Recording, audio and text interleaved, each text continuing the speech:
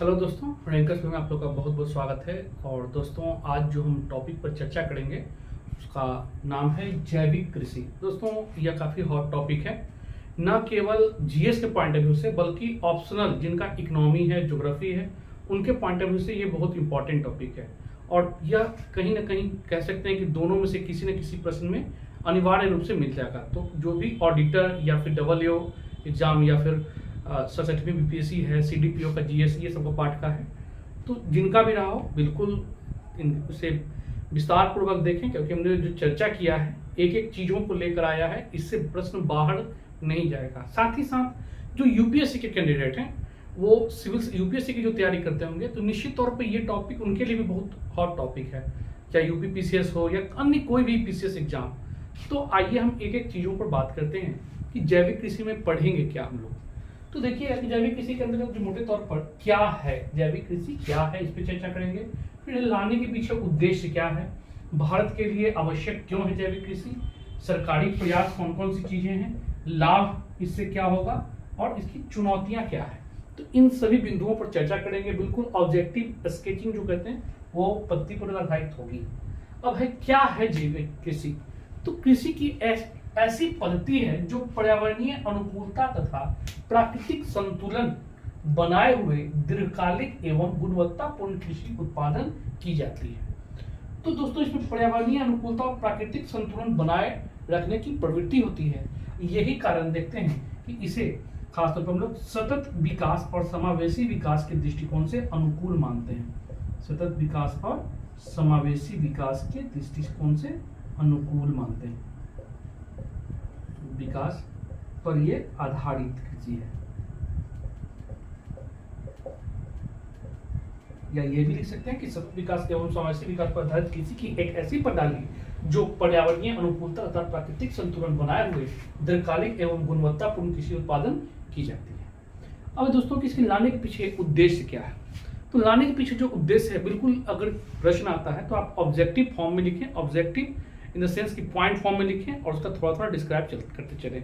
Describe आप कर लीजिएगा, हम बस एक पॉइंट स्केच शीट दे रहे हैं कि क्या क्या इंपॉर्टेंट है। तो दोस्तों, पहला है खाद्य संकट की समस्या।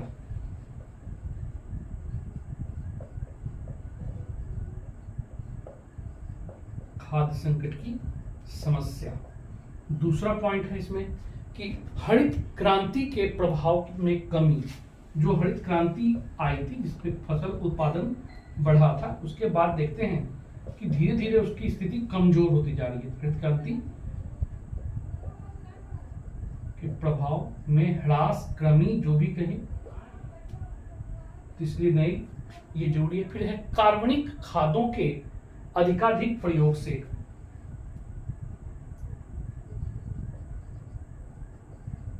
कार्बनिक पदार्थों, जो एनपीके जो खासतौर पर कहा जाता है, खाद्य कार्बनिक पदार्थों या खाद्य कह सकते हैं, ठीक है ना, कार्बनिक खादों कर दीजिए ही,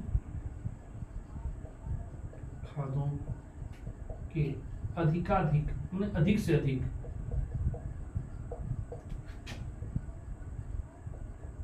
प्रयोग से मिट्टी की गुणवत्ता में ह्रास हुआ है। मिट्टी की गुणवत्ता में कमी आई है, ह्रास हुआ है। ठीक है। फिर है भारत और इंडिया के बीच की खाई में वृद्धि।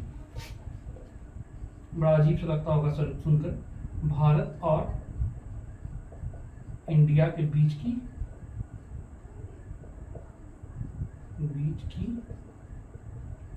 खाई में वृद्धि। दोस्तों, यहाँ एक टर्म वगैरह यूज किया जाता है खासतौर पर, आगे भी हम लोग कई मॉडल वगैरह पढ़ेंगे तो ध्यान रखिएगा। भारत और इंडिया आप लोग को लगता होगा कि एक ही शब्द है, लेकिन एक नहीं है, ये एक अवधारणा है। भारत और इंडिया की अवधारणा करने के पीछे उद्देश्य है कि जो भारत है वो रिप्रेजेंट करता है गरीब स्टेट का, और इंडिया वैसे स्टेट या वैसे व्यक्ति जो आर्थिक दृष्टिकोण से संपन्न है। खासतौर पर देखिएगा, मनमोहन सरकार के कार्यकाल में ऐसे शब्द कई बार प्रयोग किए गए हैं। भारत और इंडिया की खाई बढ़ती जा रही है, तो भारत और इंडिया यहाँ पर रिप्रेजेंट करना होता है अमीर वर्ग और गरीब वर्ग को, या अमीर स्टेट और गरीब स्टेट को। तो इन दोनों के बीच की खाई भी बढ़ रही है। इसके अलावा समावेशी विकास की चुनौती।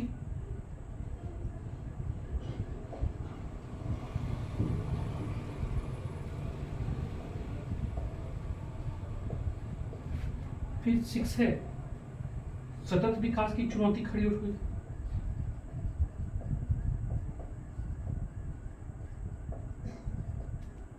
ठीक है, ये सतत विकास समावेशी विकास है। फिर कीटनाशकों के प्रयोग से जल प्रदूषण की समस्या, कीटनाशकों के प्रयोग से जल प्रदूषण की समस्या। फिर एक 8वां नंबर है आपका मृदा प्रदूषण भी हो रहा है।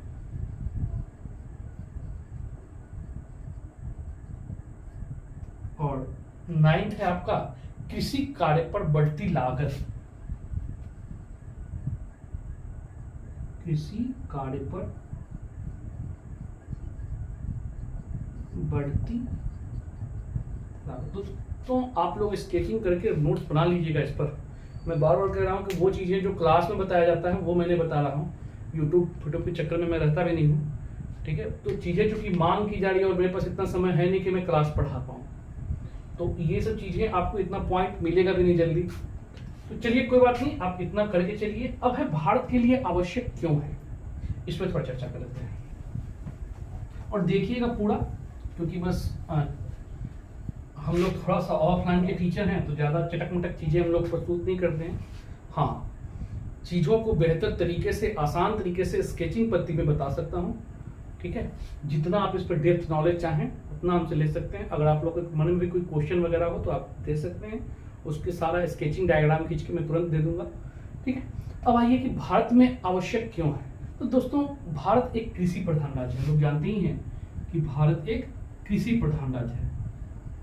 कृषि प्रधान, एक इस तरह से थोड़ा शॉर्ट करके लिखना पड़ेगा क्योंकि समय कम रहता है।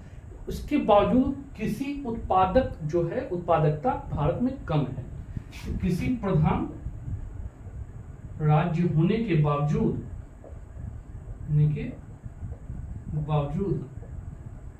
कृषि उत्पादकता कम है, इसलिए भी यह जरूरी है कि भारत में लाया जाए। दूसरा है कि तीव्र बढ़ती जनसंख्या, भारत का जो जनसंख्या तीव्र गति से बढ़ रही है, तो इससे खाद्यान्न संकट की समस्या उत्पन्न हो गई है। तो ये भी है कि तीव्र बढ़ती जनसंख्या के कारण खाद्यान्न संकट की समस्या उठ खड़ी हुई है, एक कारण। फिर है कि विश्व में जो भारत की जैविक खेती है, इस मामले में 15वें स्थान पर है। सोचिए, कृषि प्रधान राज्य है और पूरे जैविक खेती में भारत विश्व में 15वां स्थान पर है। ठीक है ना, तो विश्व में जैविक खेती के मामले में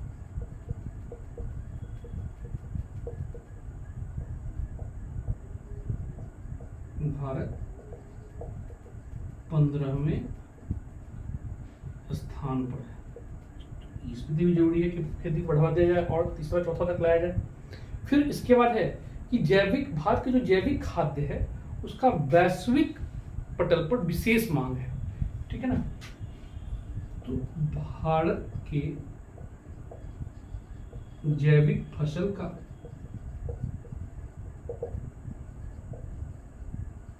वैश्विक पटल पर विशेष मांग, जिसमें एग्जाम्पल में जैसे हो गया EU, पूरा यूरोपीय देश हो गया, USA है, कनाडा है, कोरिया है, फिर उसके बाद ऑस्ट्रेलिया है, न्यूजीलैंड, तो कई सारे ऐसे देश हैं विशेष मांग की जा रही है। ठीक है, तो ये इसलिए आवश्यक है कि भारत में इसकी उत्पादकता को बढ़ाया जाए। और भी कोई 2-4 पॉइंट है, तो कितना लिखा जाए चीज़ों को, चूंकि यूट्यूब पर बहुत ज़्यादा लंबे समय तक नहीं पढ़ाया जा सकता है। आप लोग 2 मिनट देखते हैं, बस हो गया। खैर, अब है सरकारी प्रयास क्या किए जा रहे हैं। दोस्तों, सरकारी प्रयास में बहुत सारे प्रयास हैं, कुछ प्रयास लिखने की कोशिश कर रहा हूँ। उसमें इंपॉर्टेंट है कि राष्ट्रीय कृषि सतत कृषि मिशन, राष्ट्रीय सतत कृषि मिशन के तहत एक कह सकते हैं कि स्कीम चलाई जा रही है, ठीक है ना, कहते हैं जैविक खेती को बढ़ावा दिया जा रहा है, जैविक खेती को बढ़ावा दिया जा रहा है। एक तो ये हो गया, दूसरा हो गया पंडित दीनदयाल उपाध्याय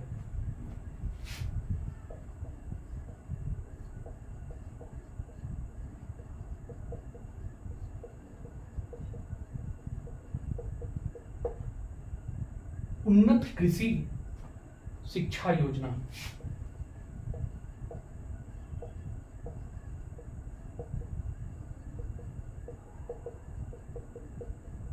ये स्कीम है। इसके बाद है फिर आपका गंगा नदी के किनारे जो जैविक कॉरिडोर बनाया जा रहा है, वो चीज है।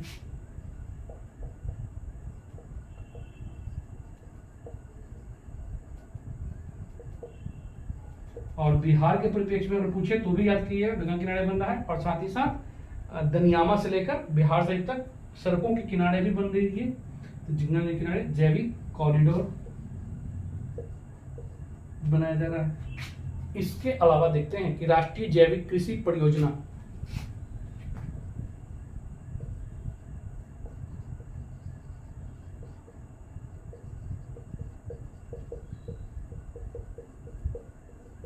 के घटक के रूप में पीडीएस इंडिया है, पीडीएस इंडिया यह स्कीम चलाई जा रही है, पीडीएस इंडिया ये है। इसके अलावा पूर्वी भारत में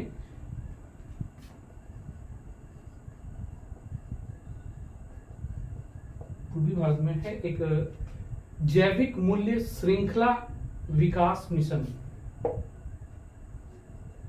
ठीक है। देखिए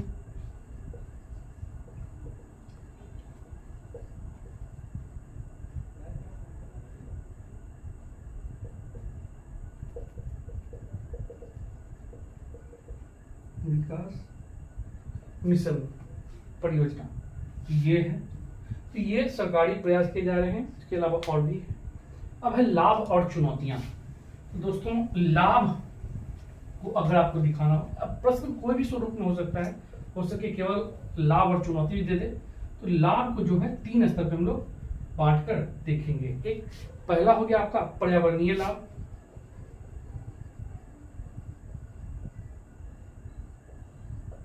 दूसरा हो गया आर्थिक लाभ, और तीसरा हो गया अन्य लाभ। आप भी जब पढ़ते हैं तो स्केचिंग जरूर करके रखें ताकि आसान हो जाती है चीजें, और आपको एग्जाम में देखने में सुंदर लगेगा तो नंबर मिलेगा। पहला इसमें है जैविक एवं अजैविक घटक के बीच संतुलन, जैविक एवं अजैविक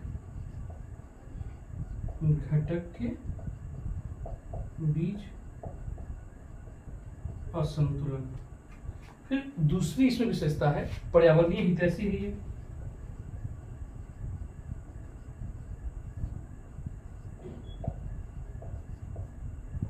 तीसरी विशेषता जो है यह है कचरा प्रबंधन इसमें होता है।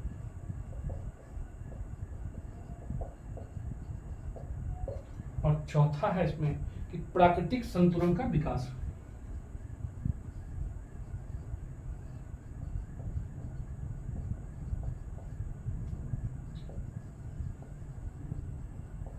तो ये रहा। अब है आर्थिक लाभ क्या क्या है। तो पहला स्वरोजगार का विकास,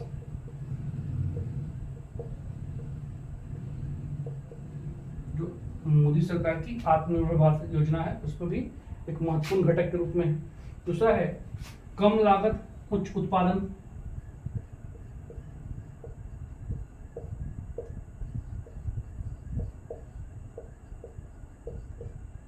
कम लागत और उच्च उत्पादन।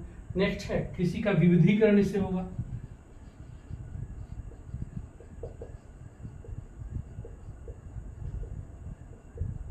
कृषि का विविधीकरण। फिर है विदेशों में विशेष मांग, जिसे राजकोषीय घाटा में कमी या विदेशी मुद्रा की आपूर्ति होगी, वृद्धि होगी, जो भी आप कर लीजिए, ठीक है। विदेशों में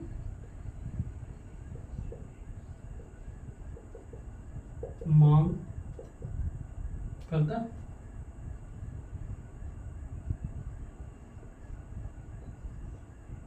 विदेशी मुद्रा आपूर्ति में वृद्धि होगी, तो राजकोषीय घाटा, आप चाहें तो वहां स्केचिंग में दिखा सकते हैं इस प्रकार, राजकोषीय घाटा कमी आएगी। ये सब सिंबल होता है वृद्धि का, कमी का, आप बिना लिखे सिंबल से समझा सकते हैं इस तरह से, ठीक है। अब है अन्य में क्या क्या है, तो अन्य में दो चीजें हैं दोस्तों। पहला समावेशी विकास को बढ़ावा मिलेगा इससे, समावेशी विकास, और दूसरा है सतत विकास को, ठीक है। तो ये सब चीजें लाभ में हो गया। अब आते हैं हम चुनौतियां क्या क्या है।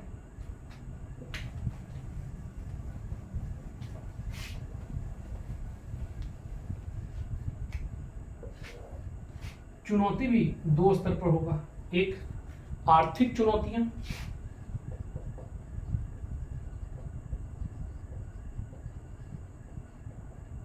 और दूसरा सामाजिक एवं पर्यावरणीय चुनौतियां।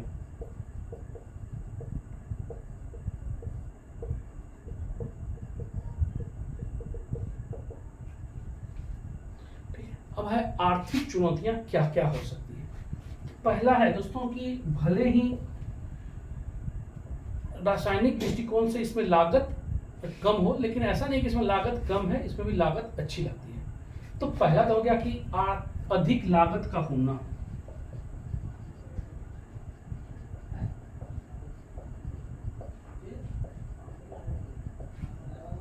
दूसरी जो चुनौती है वह है जैविक पदार्थों के विपणन में समस्या।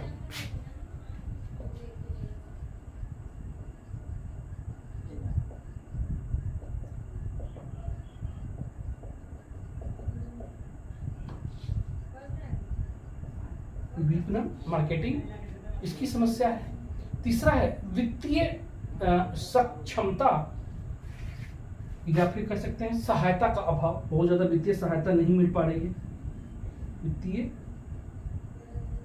सहायता का अभाव। फिर है नेक्स्ट, निर्यात की जो मांग है उस मांग को पूरा करने में हम लोग असक्षम हैं। निर्यात की मांग को पूरा करने में असक्षम है।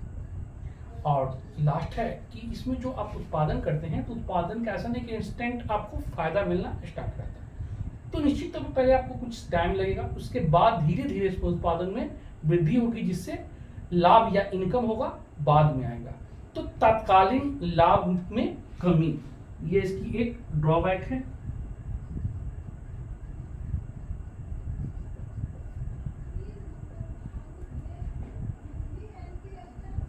कमी, तो निश्चित तौर पर ये चीजें हैं। अब है सामाजिक और पर्यावरणीय दृष्टिकोण से चुनौती क्या क्या है। तो पहला है कि जैविक पदार्थों का अभाव, इसमें जो पदार्थ यूज किया जाता है उसका अभाव है,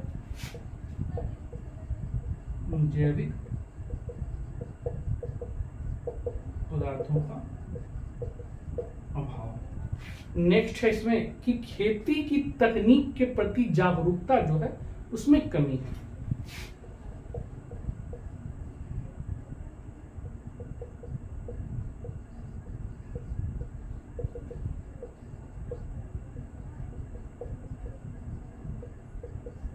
जागरूकता का अभाव है। और नेक्स्ट है अशिक्षा, क्योंकि बिहार में इतने बड़ी साक्षरता दर नहीं है, और खासतौर पर देखिए कि कृषि साक्षरता मतलब कि कृषि एग्रीकल्चर जो सिलेबस है उसमें बहुत कम लोग पढ़ते हैं। अगर देखा जाए तुलनात्मक दृष्टिकोण से साइंस या आर्ट्स बैकग्राउंड, तो कृषि शिक्षा बहुत कम लोग करते हैं। तो इससे जो व्यवहारिक रूप में जो उत्पादन होनी चाहिए, जो संतुलन होनी चाहिए, वो नहीं हो पाती। तो ये सब बहुत सारी चीजें हैं, उतना समय नहीं है कि एक्सप्लेन किया जा सके। फिर है जोखिम उठाने की समस्या, ये हमारे भारत में या बिहार में तो विशेष रूप से देखा जाता है। जोखिम उठाने की समस्या। जितना उत्पादन हो ज्यादा करने के चक्कर में ऐसा ना कि लॉस हो जाए। तो आप जब तक जोखिम नहीं उठाते हैं तब तक अधिक लाभ भी नहीं कमा सकते हैं। ठीक है, तो ये रहा आज जैविक कृषि का स्केचिंग। और आप लोग को अगर कुछ ऐसा प्रश्न हो तो निश्चित तौर पे दें। और बहुत सारे बच्चों की मांग है सर कुछ करेंट पर आईआर वगैरह पे स्केचिंग लेके आइए ताकि लाभ मिले। बिल्कुल हमारा प्रयास है। दोस्तों कुछ लोग का कहना है कि इंग्लिश मीडियम में भी सब कुछ लाइए, स्केचिंग ही सही इंग्लिश मीडियम में कराया जाए। तो आप लोग अपना सुझाव दे सकते हैं जो चीज़ें आपकी है। अगर वैसा रहा डिमांड बच्चों का तो बिल्कुल तौर पे इंग्लिश हिंदी दिया जाएगा।